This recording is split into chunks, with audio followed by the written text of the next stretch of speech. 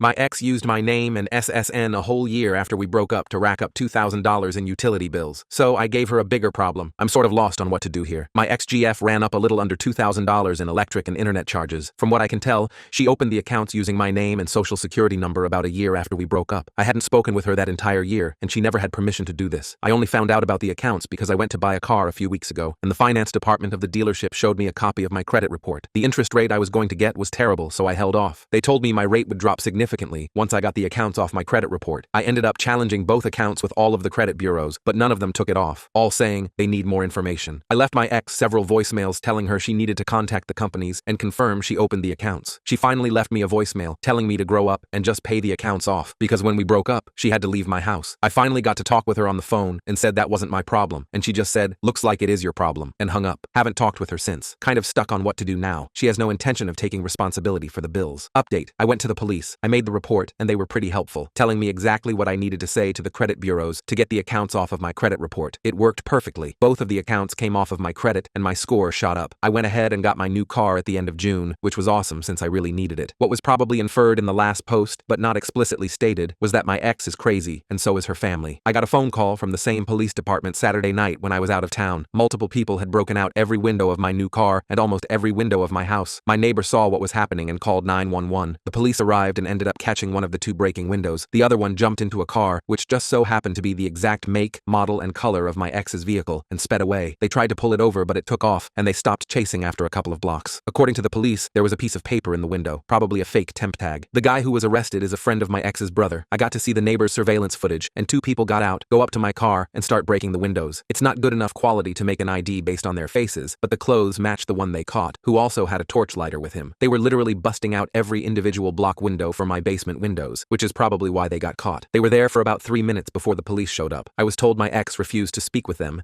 and her car, which was in the driveway, had her normal plates on it. I'm sure she put them back on after she was done. I said I wanted the guy they arrested prosecuted. He was released after about an hour and has a court date in a couple of weeks. I'm literally scared for my life right now. I have a company that came by and boarded up my house windows. Insurance is supposed to be coming out today, but I'm staying at a friend's house for the rest of the week. I'm most likely going to sell my house. It's literally not worth it to me. My bet is that the police questioned her about the accounts, and she decided to get revenge. My work is remote anyway. I've been thinking about moving for a bit, but a state or two away, especially if I rent for a year, should be good. So yeah, there's definitely bad with the good in my case. I wish I had caught it sooner, but it never crossed my mind to check my credit every so often. Even with insurance, I'm going to be out more than $2,000 due to the damage to my car and house, and the guy they caught looks to be in even worse financial shape than my ex. Lessons learned here: 1. Check your credit. 2. Don't stick it in crazy.